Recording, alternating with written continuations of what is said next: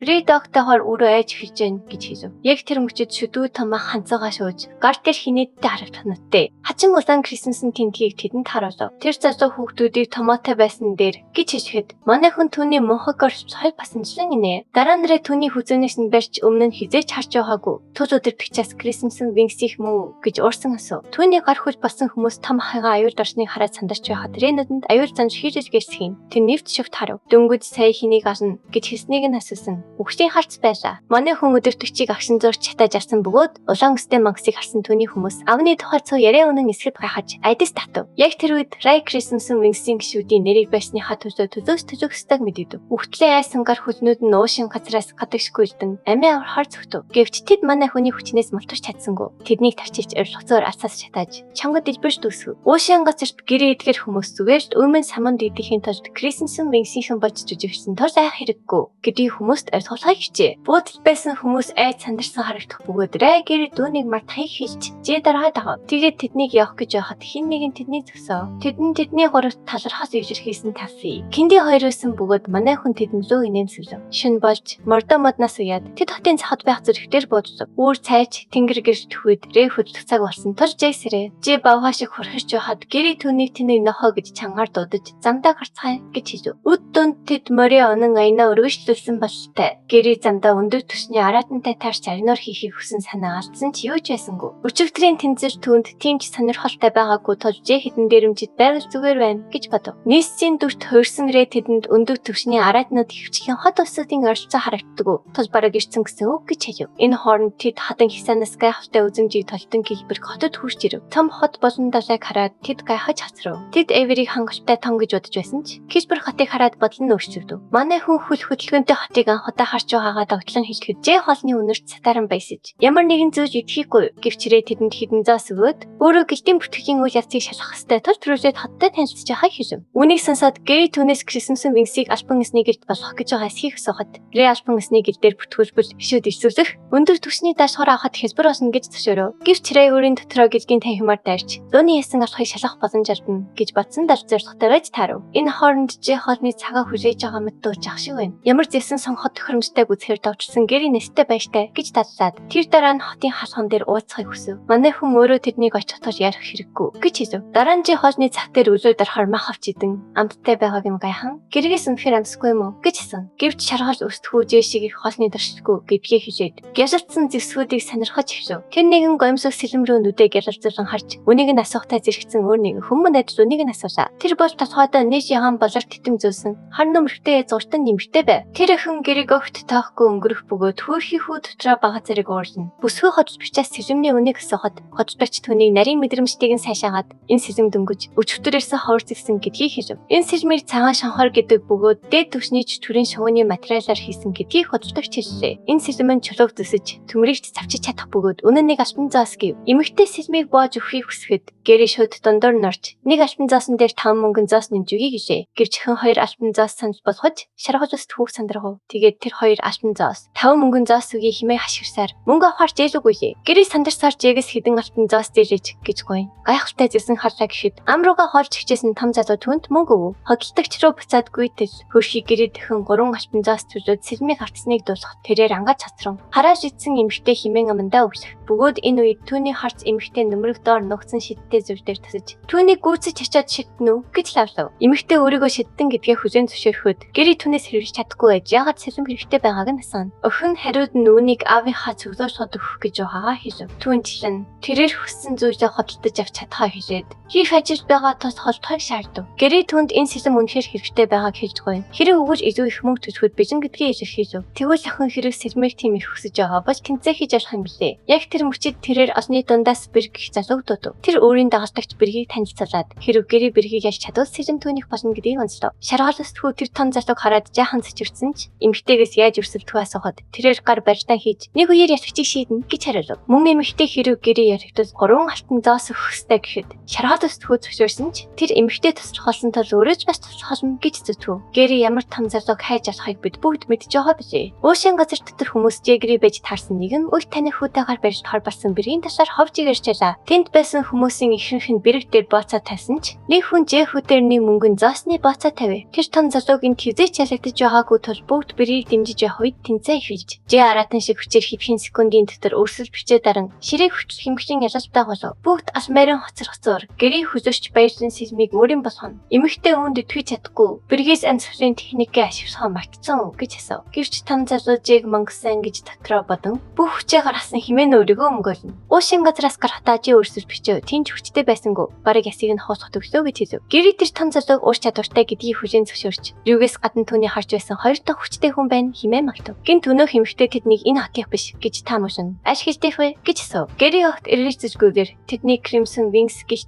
гэж хариулв. Эмэгтэй толгойд энэ нэртэй гжлийн ташаар хизээч сонсч байгаагүй гэхээр хэрзээ төрж тэдний хотод нь гай тэрэхгүй байхыг хүснэ. Энэ хооронд Рю эцэст нь Кишберг ажигчдын гэлтийн танхимд хүрч ирв. Түүний төсөөлж яснаар тэр газар нэлээд том байлаа. Манай хүн гэлтийн танхимд тийм олон хүн байгааг хараад гайхаж хоцров. Яг тэр үед Кишберг ажигчдын гэлтийн танхимын ажилтан Фонжо хэмжтэй харуулт хүү босох нэсээс яаж таслахыг асуув. Хүү гэлт бүртгүүлж хэр ирсэн гэхэд Фонжо үүнд 5 алтан зоосны үнэтэй болохыг дуулав. Тэгээд хэрв гэлтийн аялагчдын тоо араа хүрэхгүй бол эхлээд өөр гэлт орсон нь илүү өөр дүнтэй гэж зөвлөв. Мөнгө асуудал биш гэдгийг тодорхой болгоод манай хүү яаж байгаа болтой. Гэлтийн даас хоруудыг хурдан амар байгаа тул хизээ бүртгэгдэж дуусгахыг асуув. Бүртгэж буй хүн үнийг аль болох хурдан шийдэж бүх бичиг баримтыг өнөөдөртөө бартаан дасах боломжтой гэж бодсов. Дараа нь охин гэлтийн нэр юу болохыг асуухад Nest Crimson Wings гэж хариулв. Охин энэ нэрийг сайшаа нэрээд өөрөмц нэр өн гэхэд манай хүү бусад хүмүүс юу гэж бодох нь хамаагүй тул энэ нэрээр нүдэ гэж хэлв. Үүний дараа Фонжо Nest багшид сонирхож буй тодорхой төрлийн даас хураагаас ихийг асууж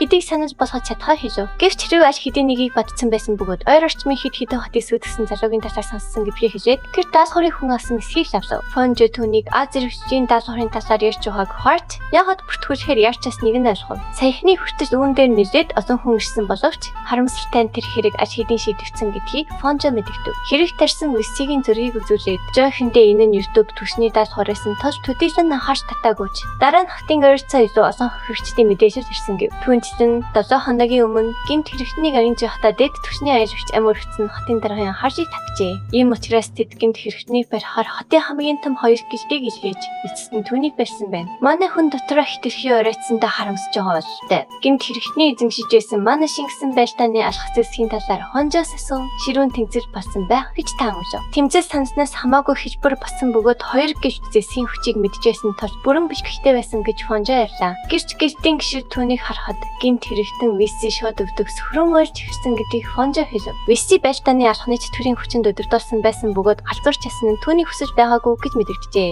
Үүний дараа манай хүн гинт хэрэгтэн одоо хаандаа гэсэн хот. Фонжо түүнийг дүнжин таригдж шүүгчийн тогтоолыг хүлээж байгаа бөгөөд цаазын ял авах байх гэж таамаглаж байгаагаа хэлв. Нэс мэдээлэл өгсөн талархаад эрсний хоосон бүцгүүн талд өөр даасгар байгаа эсхийг харах зур. Фонжо хишгтэй зүйл байвал хизээ дасаж болно гэв. Түүнээс холдон алхахтаа Рю тосгон сүдгсэн залуу тийм амархан баригдсан дэргэлдэж лууны ясан авах хэлбэрийн гарт орсон байж магадгүй гэж сэжиглэв. Юутэй ч манай хүн ямар нэг аргаар боломж олж тэр гэмт хэрхэнтэй уулзсан зэвсгийг ханаас асныг нь асуухаар шийдэв. Рю Гэри болон Жэ нарын хамт шоронд хүрч ирлээ. Манай хүн тэднийг чимээгүй хүн нэвтэрч асуултаа асуугаад буцаад чимээгүй хүн гарах хэрэгтэй гэдгийг хэлв. Үүнийг маш амархан матер ярьж Рю энтхийн ихэн хамгаалагчид авнаас ирсэн гэдгийг судалснаа хэлээд тэдний хар бүсний ур чадвараараа зохицуулж чадна гэдэгтээ итгэлтэй байлаа. Гэвч Гэри хаач ясан хитрхи их анхаарч татдаг том залууд санаа зовж байгаа бололтой. Манай хүү Жэг гадаа үлдэж харуулт зогсохыг хүсв. Хүү хийжээ дарахтай хамт явж чадаагүй дэс тэгэхээр унагцуур. Рюгэригээс шин сэлмнийхэн талаар асуухад шаргас өсдгүү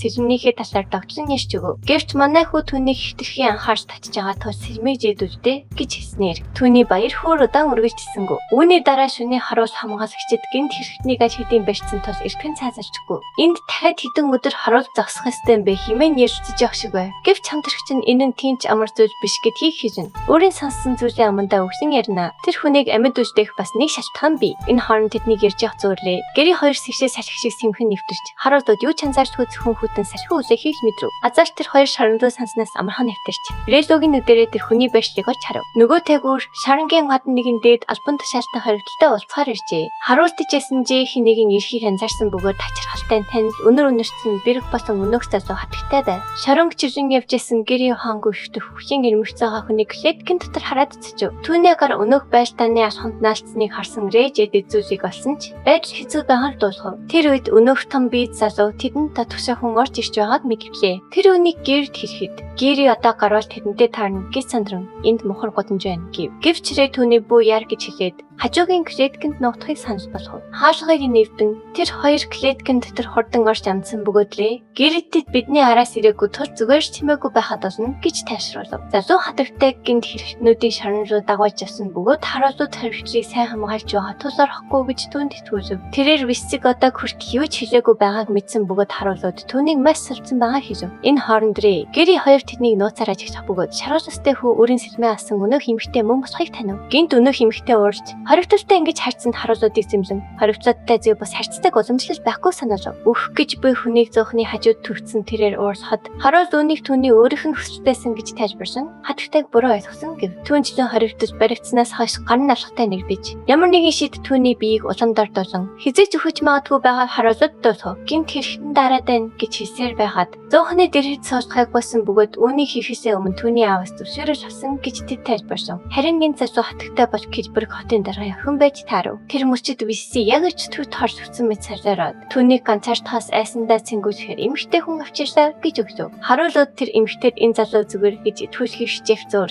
Гэри ийм хасанд хүн яаж амьд үе чаддаг байна гэж гайхан хачирхтайг нь анзаарав. Рэ хоригдлыг луугийн нүдэрээ нэвт харж түүнийг улам бүр хүн биш болж байгаад айж эхлэв. Үүний дараа засуу хатагтай Виссиг ярьж чадж байгаад баявч Килбергийн ойролцоогийнт хэрэг үйлдсэн шалтгаанаа хүлээхийг шаардав. Висси хорон муухагаар инээмсэглэн тэрний бүгдийг нь асах хэрэгтэй байгаа нь тодорхой гэж хэлв. Харуулууд түүнийг галзуу салаатай гэж үзээд дээж хөвч удахгүй түүнд өвчийн ялганаахаас нь бич хэлв. Хэрв хотын дараагийн сайхан сэтгэл байгаагүй бас энд жижигхэн осол гарахаас буцгүй байлаа гэж нөгөө харуул нь амааств. Хотын дараагийн охин Виссиг байцааж жинхэнэ зорилгоо хүлээхийг шаардаад шударга шүүх хурцаар оруулна гэж амсав. Виссигийн нүүрэнд хорон санаа тодорч тэдний кингүүд химэн дуудаад хинч түүнийг шүүж чадахгүй гэдгийг тодорхой хэлв. Тэрээр шарангоос мултар мөх цөөдөн нөмөрч бурхан ч үүнээс цогтож чадахгүй гэдгийг ишчив. Түүнийг галзуурсан гэж бодсон харуулууд ухаан алдсан байх хэмээн таамаглаж Розент хотоос нижээд зайтай байгаа хэлээд бурханыг осгохын тулд Розент руу баригдаж явах ёстой байсан гэжээ. Охин энд зүгээр ч цааварж байгаагаа ухамсарлаад явах шийдэв. Гинт Висси хачин ашиглаж галзуурч эхлэв. Харуулууд түүнийг сөхөхгүй бол хайр найраг үзнэ гэж анхаарал зөөр гартай байштайны асуух бишсэн Висси жарахануудыг замаас холдохыг тушаа. Тэдэн зүү товтож зөхөв. Виссигээс нийл ягаан туяа цэцэрч хяналтаас гаран галзан мэд инээж сүүрс авчирны химээ өгсээр байв. Үүнийг харсан бэрэг хатагтайг яаран явахыг хүссэн ч тэрээр энэ залууг ингээд доорож хосгүй гэд толцов. Гинт зуршгүй хүч чадaltaй болсон Висси тэднийг бурхны хүүхдээ гэж дуудан өрхийг шаардахад хатагтай шидийн төхөөрөө гаргаж эрен түнзүү тавчлаа. Гэвч Виссигийн тавчлахаа хуурамжсэн бөгөөд энэ хിവэр үргэлжлэж буй хяналтаас гарч болцсоггүй тэр ойлгов. Яг тэр үед хин нэгэн Висси рүү газар харуулж хатагтай гашцсан үүнийг өөртөө даатахыг хүсв. Гашийн бөмбөлөг Виссиг яг оноход тэрээр хинбэ гэж өөртөөгаар асуув. Тэр үед нүрээ нуусарыг гэри хоёр сэрмээ барин гарч ирээд өөрсдийгөө хүрэн жигүүрийнхэн гэж хэлв. Хотын даргын охин сэлмийг нь асан гэрийг даруй таньж энд юу хийж байгааг нь асуув. Гэри үүнд шалтгаан байгаа хэлээд сэлмийг хулгайлаагүй харин хатсан гэдгээ тодорхой болгож одоо асууж тулгараад байгаа тул дэми яриагаа завсахыг шаардав. Рейтан бид бэргээс хатагтай гаргамаар байна уу? Одоо ч тань шүү гэхэд тэр эмэгтэй энд үсгээ шийдэв. Үүний дараа манай хүү түүнээс Висси рүү ойртохын тулд хамгаалаж пиж өгөхийг хүссэн бөгөөд хатагтай дэми яриагаа завсаа гэж Рожерс хэлв. Энэ хооронд Висси байлдааны ялхаараас үрж тарж тэд бүгд өгөх болно. Хин ч үүнийг зогсоож чадахгүй гэж үгсээр салуурч эхлэв. Түүнд маш их хүч чадал байгааг хараад манай гол дүр өнөөх зэсэн түүнийг эрчим хүчээр тэжээсээр байгааг анзаарав. Өнөөх эмэгтэй хамгаалж хийсээр байсан бөгөөд Рэ асхамаар Висси рүү ойртов. Тэрээр шууд хаалт толгох нь ухаасыг хэрэг биш гэж үзээд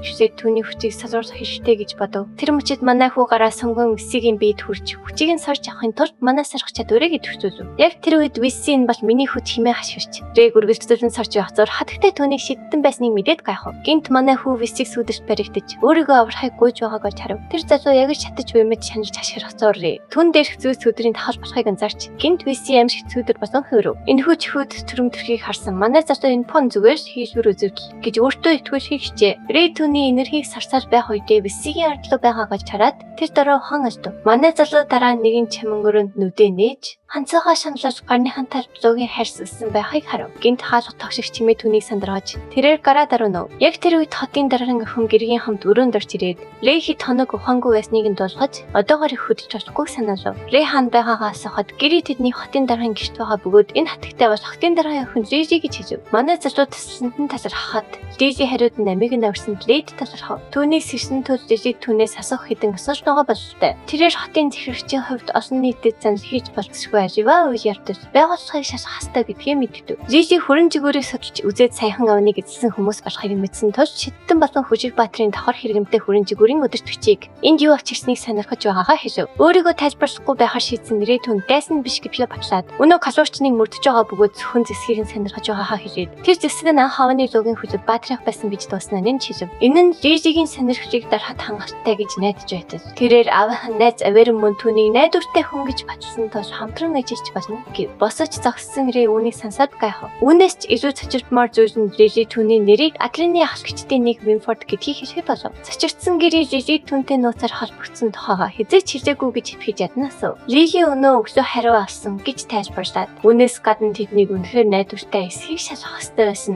Түл Винфордын тухай энэ нууцыг хадгалсан гэв. Үүний дараа манай хүү түүнийг өмнө нь хамтран ажиллах тухай ярьсныг дурдж шаран давхан орсон байх гэж сэжиглэв. Жижи толгойд хөндрээд өнөөх залууг шидэн сулруулсан ч тэд зогсож чаддгүй ашигдсан гэд мэдэрдэг. Тэрээр висик гэж тамилж байна. Тэр сүдрийн тавцаар хадуурсан ч энэ нь зэсгтэй холбоотой эсхийг тэд тодорхойлж чадахгүй байна. Хоёулаа түүнийг барихыг хүсэж байгаа тул Жижи хамтран ажиллаж болно гэж бодсон ч гэрээ тэр залууг хэдийн хотоос гарсан. Ийм том хотоос хайхан өсөн дотроос зөв хайхтай ажил гэж үзв. Гэвч Жижи сүдрийн тавцын чиглэлээр мэргэсэн шинжээж авчирсан тул санаа зовох хэрэггүйгээд түүнийг урд Наоны Баатар байсан гэж нэмж хэлв. Гэрээ түүнийг Пур Блүүдийн хүмүүсийн нэг байх гэж таамагласан ч Жижи түүний тамгийн эцааж түүнийг албартай усхад Пур Блүүд жижигхэн ач холбогдолгүй гэж байсныг хэлв. Мөн түүнийг Генистис гэдэг түүхэн дараачийг тэмдэглэгч гэж дууддаг байсныг хэлв. Дараа нь Рэй гэрээ хоёр Сильва руу залгаж Ренестилийн талаар хэлв. Түүнээс бүрэн цочирдсан Сильва хэрэг Рэний амьд байсан бол 200 гаруй настай байх ёстой гэд Жижигийн яриад байгаа хүн. Үнэхээр Ренестис мөн эсхийг Рэгээс салв. Манай залууч гэсэн энэ нэрийг анх сонсоход танил санагдчихсэн. Тэгээд Сильва түүний Лоны Баатар болон шидэд дараатнуудын тухай номнууд 100 гаруй жилийн өмнө бичигдсэнийг дурдв. Тиймээс өдөө хүртэл амьд байх харах байлаач тэр дах хөвшин зөнөг байх ёстой. Рэй цаагаа онгаа түнд тийм ч их санаа зовох хэрэггүй. Түүнтэй уулзаад бүх хариултаа авна гэж хэлв. Гэвч Сильва түүнд хоц хэлж амнартаа зөрчсөнд нь уурж Рэй хэлбэрт удаан байхгүй гэж хэлснийг нь санаалав. Гэтэл одоо тэд Вархаммерын араас хөөцөлдөж байна. Сандарсан тэрээр хэрэг Лорд Винфорд цагт хүлээн аваагүй байсан бол үүнийг мэдээгүй өнгөрөх байснаа өгсөв. Манай залуу үнийг инээгээд өнгөрөхөд Сильва баг зэрэг сэтгэл хөдлөж цаашид түүнээс нь нөөхгүй байхыг хүсв. Түүний шийдвэрийг өөрчилж чадахгүйгээ мэдсэн тул ядаж хэрэгтэй үед нь туслаж яхахыг шаардав. Артаас нь харж байсан гэрээ өөр ансгалт хайр дурлал мэдэрч байхад Рэй хачин толгой төхөж түүнд талархав. Маргааш нь хэлбэрхийн гэлдийн танхим хийхий. Рэй гэрээ нарын хамт дадууш харав. Рэй өс рүү харж байснаа Жижи түүнээс үсээ хараар бацсан эсхийг асуув. Манай залуу хэрэгцээгүй асуудал татахыг хүсээгүй гэж түүнд тайлбарлав. Жижи үүнийг ухаалаг шийдвэр гэж бодох. Зөөр манай залуу биеийнхээ зөвхөн эсхийг өөрчлөх нь манай баг залцуулдаг гэж тунгаа. Тэгээчдээ нийсийн үннийг аль хэдийн олж мэдсэн тул цаашид нуух шаардлага байсангүй. Гэвч Рэний жил санаа зовж байгаа зүйл бос урд өмнө хизээч болж байгаагүйгээр Гартер нь яагаад Луны хайрс гэрч ирсэн явдал байв. Тэр үед түүний толгойд Луны ясан алхны нөлөөгөөр би энэ багаар анхны байдалтай ирж орч байж магадгүй гэсэн чихүц төрөн бодлорч ирэв. Тийм бол тэр үнийг заавал алж мэдхээ шийдэв. Хаалгыг нээхэд Лили тентхийн нэгнийг хараад баярлсан бөгөөд тэр нь хатагтай Жижигийн биечлэн өдөртөж байв. Тусгай даашгаар тул илүү идэвхтэй байх ёстой гэж хэлсэн Фанжа байв. Нөгөө сорвтой залуу үүнийг зөвхөн хоёр гэлтийн ажил гэж бодож байхад Жижиг зохицуулалт хийх нь чухал гэдгийг мэдэрдэг. Рэй урд нь түүний хүлээн авч байсан залуу Фанжаг танив. Яг тэр үед Жижи Фоллин Анжелс гэлтийн Фанжа болон Шаттерт гэлтийн Кирк нарыг танилцуулав. Дараа нь тэр Кримсон Винс гэлтийн оноос ирсэн Рэй, Гэри, Жэ нарыг танилцуулахад Фанжа үүнийг тохиолч гэж үзээд